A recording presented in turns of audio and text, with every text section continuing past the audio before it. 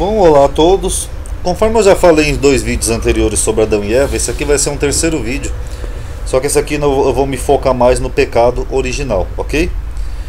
Que nem nós vimos nos dois vídeos anteriores, Adão e Eva são mitos adaptados. Eu mostrei lá no primeiro vídeo o mito de Ada, a epopeia de Gilgamesh, o Pinapshin, etc.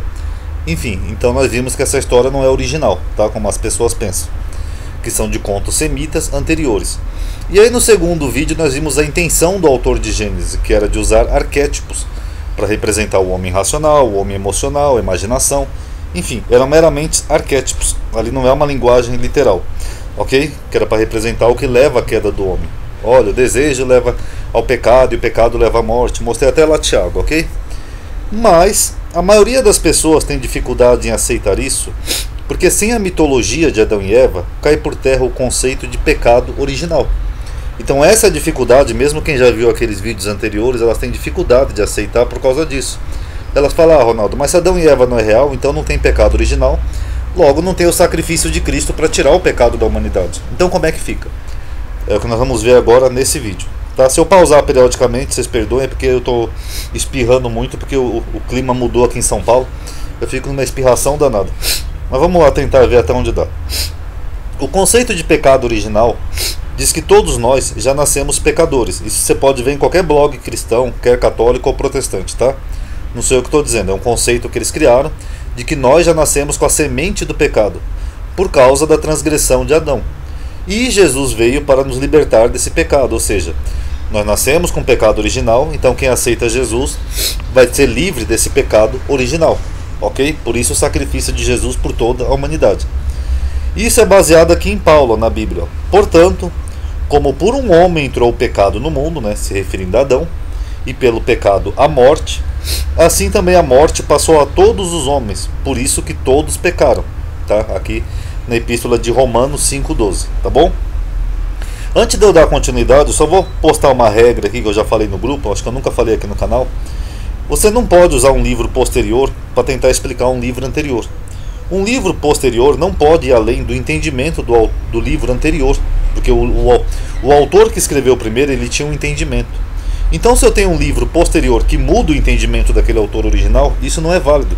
Que nem, por exemplo, Hebreus. Hebreus fala que Melquisedeque não tinha pai, nem mãe, nem princípio de dias, nem fim. Quem que era Melquisedeque? Era um deus? Não, segundo o autor de Gênesis. O livro de Gênesis, que é anterior, ele só fala que Melquisedeque era um rei humano lá de Salém. Trocou lá pão e vinho com Abraão, dízimos, etc. Então aquilo ali que o autor de Hebreus fala não serve como base para explicar Gênesis. Da mesma forma, Romanos é um livro posterior. Então eu não posso me basear no livro posterior para explicar o anterior. Até porque se eu for usar o Novo Testamento ou a visão dos seus autores para explicar o Velho Testamento, então eu poderia usar o Alcorão para explicar o Novo Testamento, porque o Alcorão veio depois. Correto? Então só uma regrinha aí de lógica, tá? Agora, se nós vamos tomar aqui esse entendimento de Paulo, que por um homem o pecado entrou no mundo e a morte, e o pecado passou para todo mundo, né, a concepção de pecado original, nós vamos ter algumas problemáticas, né, com relação a isso. Quais são? Eu fiz uma listinha aqui de problemáticas. A Bíblia diz que uma pessoa não paga pelos pecados de outra. Logo, como nós pagamos pelo pecado de Adão, ou seja, se a gente não aceitar Jesus, então a gente morre em pecado, porque nós temos o pecado adâmico, né? Como? Se segundo a Bíblia uma pessoa não paga pelo pecado de outro. Ok, ó, Ezequiel 18,4. Eis que todas as almas são minhas, como é a alma do Pai, assim também a alma do Filho é minha. A alma que pecar, essa morrerá. Ou seja, uma pessoa não morre pela outra. O versículo 20 do mesmo capítulo ele fala: a alma que pecar, essa morrerá. O filho não levará a iniquidade, né, o pecado do pai, e nem o pai levará o pecado do filho. Então se o pai não leva o pecado do filho, nem o filho o pecado do pai, como é que nós temos o pecado de Adão? Como é que fica então essa questão? Isso que essa é só a primeira problemática, né, do pecado original. Então ficaria estranho. Mesmo em Êxodo, que alguns usam para tentar respaldar o pecado original, porque lá em Êxodo fala que o Senhor visita a iniquidade dos pais nos filhos. Apesar daqui o texto está bem descontextualizado, mesmo se eu for tomar isso dentro dessa ótica, aqui tem um limite de tempo, até a terceira e quarta geração. Nós somos a terceira ou quarta geração de Adão? Não. Já passou milhares de geração de Adão até nós, então isso não valeria como base para dizer que nós herdamos o pecado de Adão. Correto? B. Paulo diz que por um homem entrou o pecado no mundo e a morte. Mas Adão não era imortal antes do pecado original. Como é que a morte entrou no mundo antes dele? Logo, a morte não entrou por ele. Na verdade, segundo o próprio texto lá de Gênesis, ele seria imortal se ele comesse da árvore da vida. Olha aqui a narrativa lá de Gênesis. Ó. Então disse o Senhor Deus, aqui é Deus dizendo, tá? Não sou eu, segundo o texto. Eis que o homem é como um de nós, sabendo do bem e do mal. Ora, para que não estenda a sua mão e tome também da árvore da vida, e coma e viva eternamente. Então o homem não comeu da árvore da vida para viver eternamente. Então o homem já ia morrer, mesmo sem o pecado lá de comer do fruto do conhecimento. O homem era mortal. Então como que Paulo diz aqui que a morte entrou por Adão? Não, a morte já tinha. Na verdade, se o homem tivesse comido dessa outra árvore, aí a morte teria saído. Aí o homem seria imortal, mas o homem já era mortal, tá bom? C. Paulo diz que por Adão todos pecaram, né? É o que está lá em Romanos. E por Cristo todos seriam salvos. Mas o pecado de Adão foi incondicional. Já a salvação de Cristo não, dentro desse entendimento. Ok, ó. Vamos pegar aqui uma tabelinha. Adão e Jesus. O pecado de Adão foi transmitido a todos os homens. Não é esse entendimento de Paulo? Mas a salvação de Jesus não foi transmitida a todos os homens, exceto aos que aceitam ele. Isso é uma condicionante, então não foi incondicional. Então não tem a mesma equivalência. O pecado de Adão, segundo esse entendimento, depois dele todos os homens pecaram. Não é isso que Paulo diz lá em Romanos? Só que a salvação de Jesus, depois de Jesus, os homens continuaram a pecar. Ou seja, nem todos deixaram de pecar. Então como que Jesus faz aqui um antagonismo, né, um paralelismo com Adão, no sentido oposto, se por Adão todo mundo pecou, mas por Cristo nem todo mundo deixou de pecar? E aí, como é que fica? Vide for deles aí, né, os homens que são de Deus, que não param de fazer escândalos, né? Enfim. D. Paulo diz no versículo seguinte ali de Romanos que não há pecado sem lei. Aqui, ó. Porque até a lei estava o pecado no mundo, mas o pecado não é imputado, não havendo lei. O que Paulo está falando aqui? Que onde não tem lei, não tem pecado, porque não tem uma legislação, correto? Até em Atos também repete isso. Ó. Mas Deus não tendo em conta os tempos de ignorância, ou seja, se você é ignorante, você não tem pecado. A mesma coisa. Agora eu pergunto, tinha lei na época de Adão? Que lei que Adão infringiu se não tinha lei? É uma pergunta honesta. Adão não era um homem ignorante, que ele não sabia nem que não estava nu, que nem eu mostrei nos vídeos anteriores?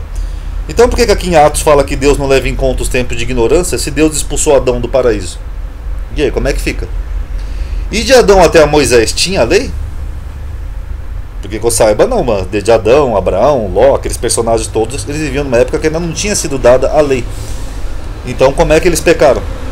Então como que nós herdamos um pecado, né, um pecado adâmico lá de Adão, se Deus não imputa um pecado sem lei? E a lei só chegou, segundo a Bíblia, por Moisés. E aí, como é que fica? Então Abraão, Ló, Isaac, Jacó, aqueles personagens antes de Moisés, eles não tinham lei. Mas eles tinham pecado, porque Paulo diz que não tinha lei. Quando não tinha lei, não tinha pecado. Então eles tinham o pecado de Adão, mas não tinha lei, como é que fica? Então é um paradoxo isso aí, fica bem complexo. Paulo diz que a morte reinou de Adão até Moisés, mesmo sobre os que não tinham pecado. Aqui, ó. No entanto, a morte reinou de Adão até Moisés, até sobre aqueles que não tinham pecado. Mas espera lá, não tinham pecado? E onde é que está o pecado de Adão então? Porque Paulo diz aqui, ó, que essas pessoas não tinham pecado. Aqui. Ele menciona algumas pessoas que não tinham pecado. Ó, eu vou ler aqui a parte amarela. Ó. Até sobre aqueles que não tinham pecado. Então, se Paulo menciona pessoas que não tinham pecado, onde é que estava o pecado original deles, o pecado de Adão? Se tinham pessoas que não tinham pecado, é porque o pecado de Adão não era transmitido para essas pessoas? Elas tinham um antídoto, alguma coisa? Como é que fica? Se a morte reinou até Moisés, como Paulo diz aqui, ó, a morte reinou de Adão até Moisés, então foi Moisés que aniquilou o poder da morte, e não Jesus. Aqui, ó, não é que Paulo diz aqui, ó. No entanto, a morte reinou de Adão até Moisés. Então Moisés seria o Adão celeste, não Jesus. Porque se ela reinou até Moisés, então... Ah não, amadinho, mas aqui Paulo está falando que reinou até todo o período de Moisés. Ah, tá bom, então vamos tomar esse entendimento para ninguém dizer que eu estou sendo injusto, ok? E se a morte que Paulo estava se referindo ali é espiritual, por que as pessoas morrem espiritualmente então depois de Cristo? Como é que fica então? Cristo não seria o novo Adão que veio tirar todos os pecados da humanidade? Então não teria como. Ah, mas tem que aceitar ele, amadinho. Ué, mas para ter o pecado eu não precisei aceitar Adão. Então como é que fica? Fica um paradoxo. F. Mais uma problemática de Romanos. Segundo a Escritura, Deus havia mandado um dilúvio sobre a terra justamente para destruir os pecadores e começar tudo de novo a partir de Noé. Está aqui em Gênesis 6. Ó.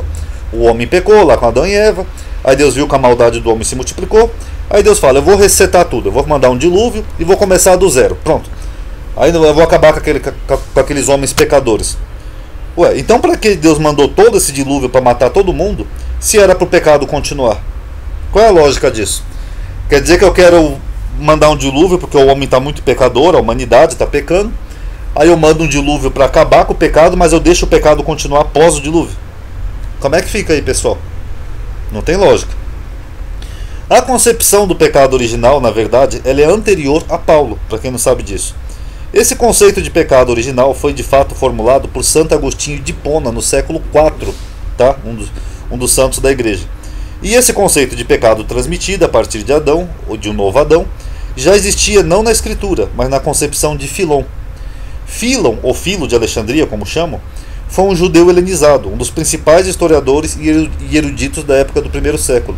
Esse Filo aqui é um daqueles que é bem contemporâneo a Jesus, tá, pessoal? Ele acho que é de 10 ou 15 anos antes de Cristo e morreu uns 20 ou 30 anos depois. Filo foi um dos mais renomados filósofos do judaísmo helênico. Ele interpretou a Bíblia utilizando elementos da filosofia de Platão, que vem do helenismo grego. Então Filo, para quem não entendeu, ele era um judeu, ele vivia em Alexandria, no Egito, e ele era helênico, ele era adepto da filosofia grega. Para ele, o Demiurgo de Platão, nós vamos ver aqui o que é o Demiurgo de Platão, é o Deus criador dos hebreus. Então Filo, ele misturava concepções judaicas com o helenismo grego, como aqui as filosofias de Platão, que era anterior a Filo. Os que exaltam as grandezas do mundo como sendo um, bem devem ser reprimidos. A distinção humana está na inteligência e na justiça, embora partam do nosso escravo comprado com nosso dinheiro. Porque has de ser sempre orgulhoso e te achares superior aos outros? Quem te trouxe ao mundo? Nu vieste, nu morrerás, não recebendo de Deus, senão o tempo entre o nascimento e a morte, para que o apliques na concórdia e na justiça, repudiando todos os vícios e todas as qualidades que tornam o homem um animal. A boa vontade e o amor entre os homens são a fonte de todos os bens que pode existir. Então isso aqui são algumas das frases de Filo, tá? E ainda Filo diz, o verbo, que também é uma concepção dele, que nem lá está lá em João, e o verbo se fez carne, não sei o que. O verbo seria o ungido do Senhor, ou seja, a palavra, o logos, que é uma concepção também de Platão, para quem não sabe, o logos, a palavra que originou tudo. O ideal da natureza. O Adão celeste é a doutrina da encarnação do verbo. Então o que Filo falou? Que um homem, que seria um Adão celeste, um homem lá no céu, ele seria uma encarnação do verbo, ou seja, alguém queria nascer para ter o verbo de Deus, o verbo encarnado, o mesmo que está lá em João, tomando a forma humana. O verbo é o intermediário entre Deus e os homens. Diz ainda que o verbo é o pão da vida. Então tudo isso daqui vem de Filo de Alexandria, tá bom?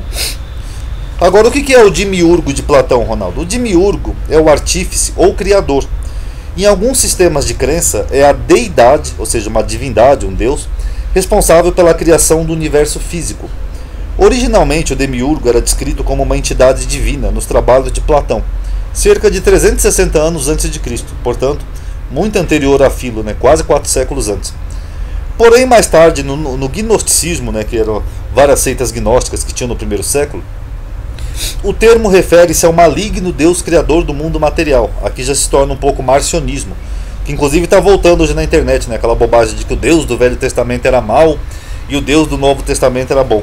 O que é até uma idolatria, que é um dualismo, a pessoa crê em dois deuses, foge um pouco do monoteísmo. O Demiurgo aparece em diferentes sistemas religiosos e filosóficos, mas notavelmente no platonismo, ou seja, Platão é um dos primeiros a elaborar isso, e mais tarde no gnosticismo. No platonismo, o Demiurgo é uma divindade ou força criativa que deu forma ao mundo material. Platão usa o termo para significar a criação omnibenevolente. Para Platão, o Demiurgo é um criador, de leis ou do céu, ou o criador do mundo, em Timaios. Já no gnosticismo, ele é uma divindade subordinada à divindade suprema, ou seja, é um dualismo. Então seriam duas divindades. O Demiurgo seria um deus menor submisso a um deus maior, tá bom? Algumas vezes considerada como criador do mal, uma força que governa, ou o poder criativo, aquele negócio de daimon grego, os gênios. O neoplatonista Plotinus identificou o demiurgo como nous, o divino propósito, a primeira emanação do único. Veja, mônada. Neoplatonistas personificaram o demiurgo como Zeus. Então, na concepção platônica, Zeus seria o demiurgo, o criador de toda a matéria e do universo. Já no gnosticismo, o universo material ele é visto como mal. A matéria é má, a carne é má, sexo é mal, beber é mal, fumar é mal. Ou seja, no conceito gnóstico, tá? Para quem não sabe o que é isso, a matéria é má. Então esse conceito material de demiurgo é mal. Deus criou a carne para prender os humanos na carne. É basicamente isso. E o demiurgo é o criador do mal do mundo físico. Nomes gnósticos alternativos para o demiurgo incluem Yaldabaoth, Iao, né, o Iao que aquele pessoal fala do nome sagrado, ou Yaldabaoth e várias outras variantes. Os gnósticos identificaram o demiurgo como Yahvé, lá da Bíblia. Vejam os setianos e os ofitas. Ele é o conhecimento como fital ou mandainismo dos mandeus lá de João Batista. Por isso que João Batista não comia nada, só comia gafanhotos e mel silvestre e tal, porque ele era adepto dessa filosofia, tá bom, pessoal? Ele é o formador do mundo inferior, que seria o mundo material, o mundo terreno, a matéria, considerado como chefe dos arcontes de sabedoria limitada e imperfeita. Segundo os gnósticos, essa entidade seria o Deus do Velho Testamento da Bíblia. Vide Robert Smith por aí, né? Este ente tem a arrogância típica dos que se acham onipotentes. Contudo, ele não é mau. Criador de tudo que conhecemos, porém acha que todos devem curvar-se à sua divindade. Entretanto, questionado por Sofia, daquele livro apócrifo de Sofia, né, a sabedoria, né, que Sofia é sabedoria em grego, que quer que as almas do mundo sejam livres. Ele rebela-se e envia aos homens o seu filho mais querido, o Cristo. Assim, as almas têm consciência da sua parcela divina e partam para o pleroma. Para impedir isso, o demiurgo cria inúmeras ilusões, para afastar as almas de sua legítima parcela divina, e que sejam escravos da roda do mundo, a reencarnação. Portanto, a entidade poderá continuar a ser governante desta pequena esfera de vida, onde é absoluto. Então isso aqui tudo é um gnosticismo que já vem lá dos gregos, tá, pessoal? E cujo Filo de Alexandria era adepto, tá? O platonismo ganhou uma nova vertente que foi o gnosticismo, tá? Onde a matéria é má. E nós temos também um outro personagem aqui na história que era muito adepto dessa filosofia gnóstica, que era Inácio de Antioquia, um dos pais da igreja. Inácio foi um bispo de Antioquia da Síria entre 68 e o ano 100, ou 107, discípulo do apóstolo João, mas isso aqui também não é provado, tá? É só uma hipótese. E ele também conheceu Paulo, também não é provado, diz que ele conheceu alguém que conheceu Paulo, e foi sucessor de Pedro na igreja em Antioquia. Segundo Eusébio de Cesareia, Inácio foi o terceiro bispo de Antioquia da Síria, e segundo Orígenes teria sido o segundo bispo da cidade.